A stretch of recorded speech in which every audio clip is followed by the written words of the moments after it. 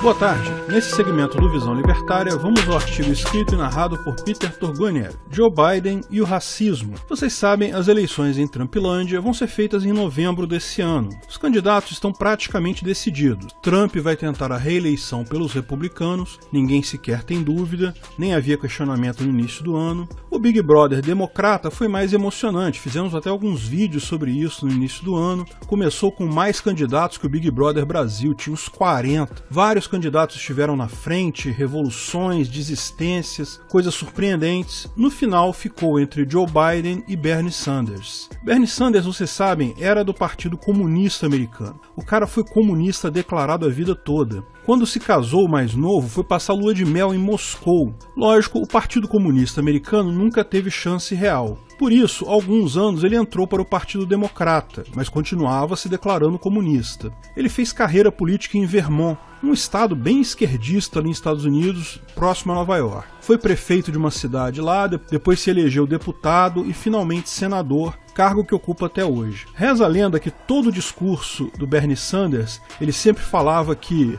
os milionários e bilionários precisam pagar sua fatia justa para fazer a redistribuição de renda. Sempre falava isso em todos os discursos. Até que em 2008 ele mudou e passou a falar: os bilionários precisam pagar sua fatia justa para fazer a redistribuição de renda. Pois é, um livro que ele havia escrito anteriormente se tornou best-seller em 2007. Então, em 2008, ele se tornou um milionário. Olha que curioso como funciona o senso de justiça dos comunistas. Me lembrou até uma piada que eu ouvia quando criança. Joãozinho conversava com Pedrinho. Pedrinho, se você tivesse 2 casas, você me dava uma? Ao que o Pedrinho respondia: claro que dava, Joãozinho. Se eu tivesse 2 Ferraris, você me dava uma? Claro que sim. Se você tivesse 2 bolas de futebol, você me dava uma? Aí não, Joãozinho, porque 2 bolas de futebol eu tenho, né? Distribuir renda, só quem tá acima do comunista que tem que distribuir. Ele não, peraí, aí não. Mas a entrada de um comunista declarado no Partido Democrata gerou problemas. Ele originalmente era esquerda demais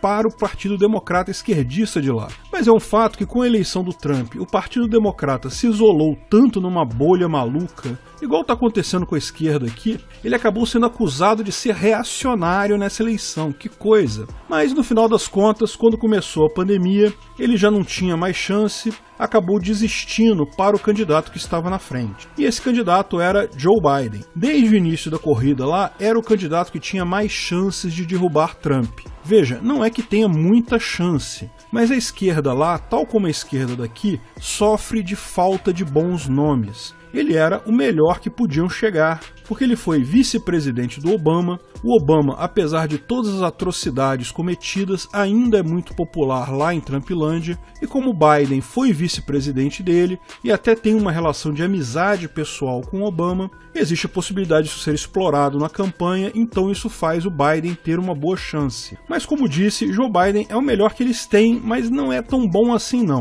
Primeiro porque ele tem uma idade bem avançada, 77 anos hoje, se for eleito vai terminar o mandato com 82 anos. Não que isso por si só seja um problema, mas ele parece ter sido bem afetado pela idade. Para frases no meio do caminho, parece que se perde no meio da discussão, faz coisas estranhas no palco. Pior, tem um jeito meio estranho com crianças. Digamos que ele é afetuoso demais e parece não compreender que a criança está incomodada com isso. Essas duas coisas se juntam no famoso discurso da piscina, que ele falava que gostava de ficar na piscina enquanto crianças passam a mão na perna dele. Caramba, isso é coisa para se falar num discurso? Daí, em seguida, tem o problema de Burisma, a conexão com a Ucrânia. O filho dele, Hunter Biden, foi contratado para ser vice-presidente da maior companhia de gás da Ucrânia, chamada Burisma, recebendo um alto salário, vários benefícios, apesar de não ter nenhuma qualificação para isso. Até aqui, ok, empresa privada, eles contratam quem eles quiserem. Não teria problema algum se, na mesma época que ele foi contratado, o governo Obama,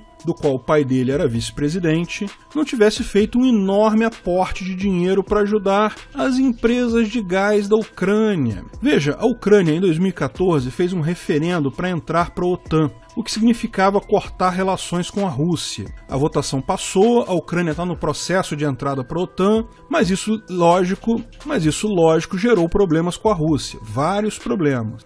Um desses problemas é que quase todo o gás natural da Ucrânia vinha da Rússia, e a Rússia fechou a torneira. A Ucrânia tem muitas reservas de gás natural, mas não as explorava porque era mais barato comprar do vizinho. Lógico, eles precisavam rapidamente começar a explorar. Como era interesse dos americanos a Ucrânia na OTAN, eles se dispuseram a ajudar. Mandaram uma montanha de dinheiro para as companhias de gás da Ucrânia e a principal beneficiária foi a Burisma. Olha que coisa. Lógico, daí a contratação de Hunter Biden, o filho do Joe Biden, já começa a ficar estranho. Mas o pior foram as evidências de corrupção nesse negócio, envolvendo o governo da Ucrânia, a Burisma e vários mafiosos da máfia russa que ainda agem naquela região.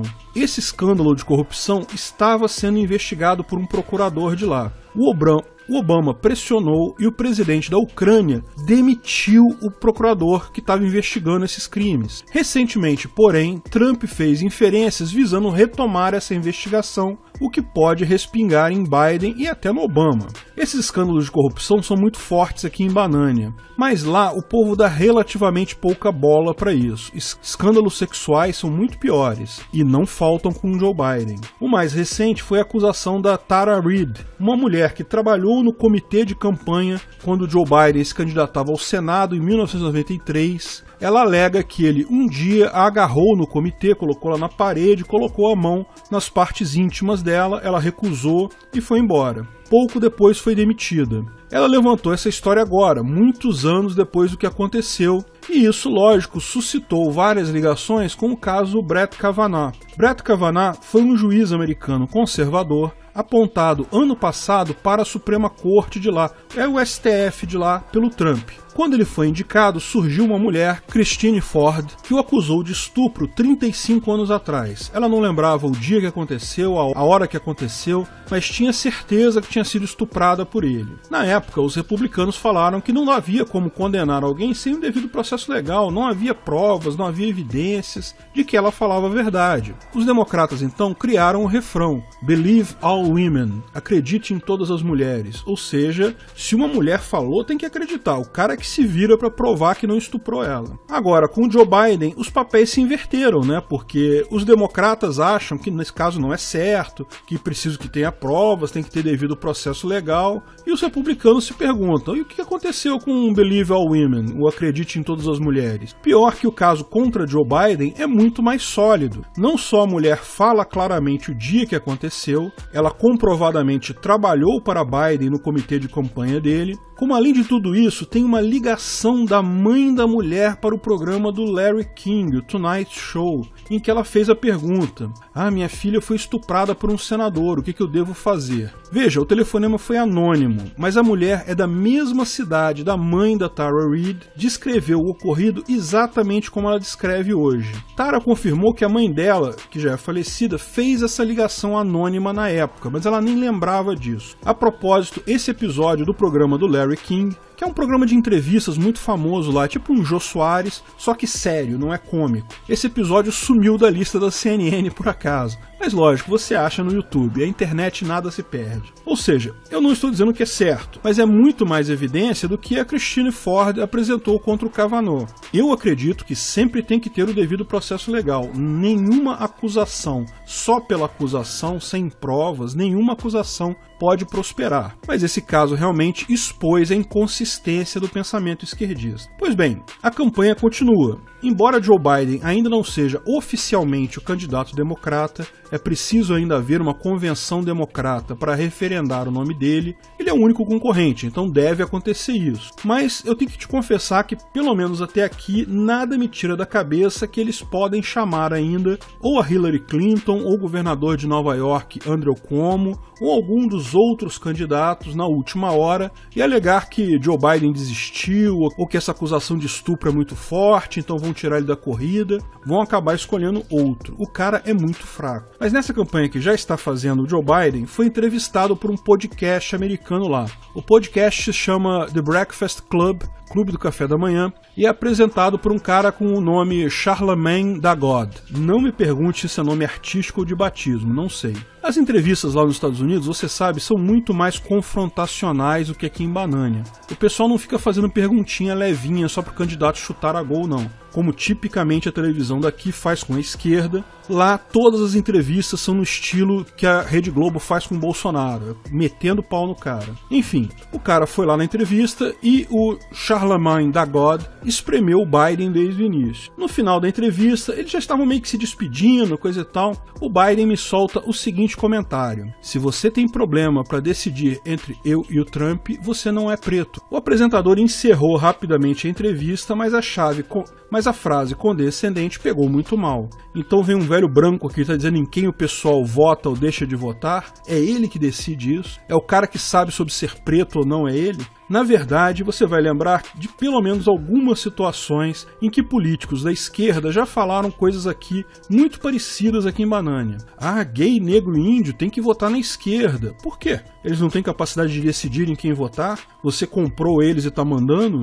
Normal a esquerda se achar o padrão moral nesses assuntos a ponto de fazer merda sem nem perceber. Mas lembre-se que essa questão racial é muito mais exposta lá do que aqui. Biden depois pediu desculpas publicamente, falou que estava tentando ser engraçado, mas a repercussão, lógico, foi ruim. Isso não é uma desgraça para Biden, porque lá, como costuma acontecer por aqui, as votações são muito mais pelo menos pior. Quem acha Trump ruim vai votar no Biden por exclusão, nem está se importando tanto assim. Da mesma forma, quem não quer a esquerda no poder vai votar Trump de qualquer forma. Mas esse showzinho escroto de pessoas idosas com problemas mentais falando merda o tempo todo só mostra o quanto a democracia é decadente. Democracia não funciona. Sempre foi um showzinho da elite socialista que, se o povo não vota certo, é cobrado por elas. Olha o que está acontecendo com o Bulbasauro. Veja, eu não prego ditadura. Ditadura é ainda pior que democracia.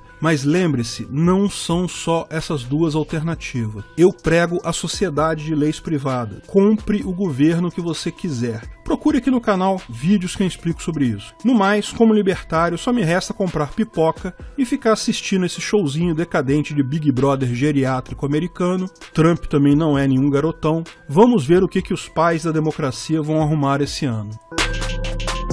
Obrigado pela audiência. Se você gostou do vídeo, curta e compartilhe em suas redes sociais. Aliás, não deixe de nos seguir também no Twitter e no Gabay. Em ambos, somos o @ancapsu. Estamos sempre divulgando novidades por lá também. Se inscreva e clique no sininho para ser avisado de novos vídeos. Até a próxima!